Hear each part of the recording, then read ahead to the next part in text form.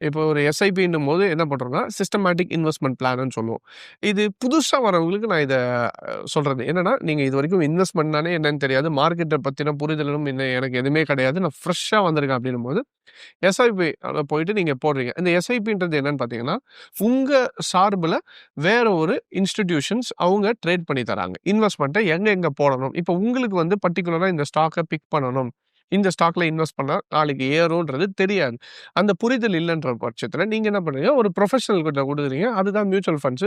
அவங்க வந்து என்ன பண்ணுவாங்கன்னா, மந்த்லி நீங்க குடுக்குற காச எடுத்து, அவங்க எந்தெந்த கம்பெனில இன்வெஸ்ட் பண்ணலான்றத அவங்க பிரிச்சு இன்வெஸ்ட் பண்ணுவாங்க. அதுக்கு பேரு தான் நம்ம வந்து மியூச்சுவல் ஃபண்ட்ஸ்ன்னு சொல்லுவோம். அதுதான் எஸ்ஐபின்னு சொல்றது. எஸ்ஐபின்றது சிஸ்டமேட்டிக்கா நீங்க ஒரு மாசம் லெட்ஸ் சே உங்களோட சேலரில எப்பா என்னோட 20% ஆஃப் த சேலரி நான் சேவிங்ஸ்க்கு தான் யூஸ் பண்ண போறேன். நான் வந்து ஒரு இன்வெஸ்ட்மென்ட்க்கு தான் யூஸ் பண்ண போறேன் அப்படின்ற பட்சத்தில, நீங்க 20% ஒரு ரூ. 10,000ன்னு வச்சுக்கோங்களேன். 50,000த்துல ரூ. 10,000 மாசம் நீங்க போட்டுட்டே வரீங்கன்னா, உங்க சார்புல அவங்க அத இன்வெஸ்ட்மென்ட் பண்ணிக்கிட்டே வருவாங்க. அப்ப இந்த 20% என்ன ஆயிட்டு இருக்கும், உங்களுக்கு குரோ ஆயிட்டே இருக்கும்.